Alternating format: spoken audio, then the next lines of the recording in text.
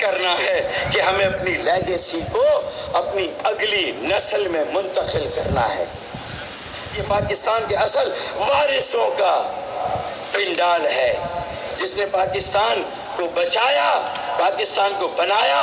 پھر بچائیں گے، پھر بنائیں گے انشاءاللہ. الیکشن، بلدیاتی انتخاب جو ابھی ہوا، یہ بھائی سے بھائی کو لڑانے کی سازش کا الیکشن ہے. گزشتہ 15 سالوں سے اپنی مصنوعی آبادی کی اکثریت کی بنیاد پر پیپلز پارٹی نے شہید ذوالفقار علی بھٹو، شہید بے نظیر بھٹو کے نام پر دیہی عوام کو تو چونا لگا کر بار بار ووٹ لیا اور بلا شرکت غیرے آج پورے سندھ بشمول شہری سندھ کے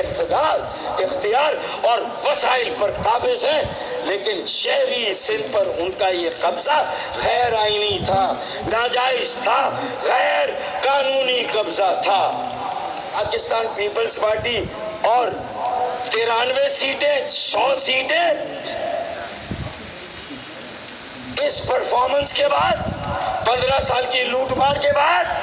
15 سال کے کرپشن کے بعد، زمینوں پہ قبضے کے بعد، ارے وہ چائنا کٹنگ کو تو کتنا پیچھے چھوڑ کر جو رشین اور امریکن کٹنگ ہوئی ہے کراچی کی زمینوں کی، اس کا آپ تصور نہیں کر سکتے. جس طرح یہاں زمینوں پر قبضے ہوئے ہیں، سرکاری سرپرستی میں، انتظامیہ اور پولیس کی سرپرستی میں، انہی ساری ناجائز، غیر آئینی، غیر قانونی قبضے کو اس الیکشن کا ریپر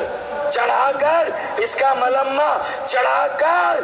اس ناجائز قبضے کو اس الیکشن کے ذریعے جائز، آئینی اور قانونی لبادہ اوڑھانے کی سازش کی گئی ہے.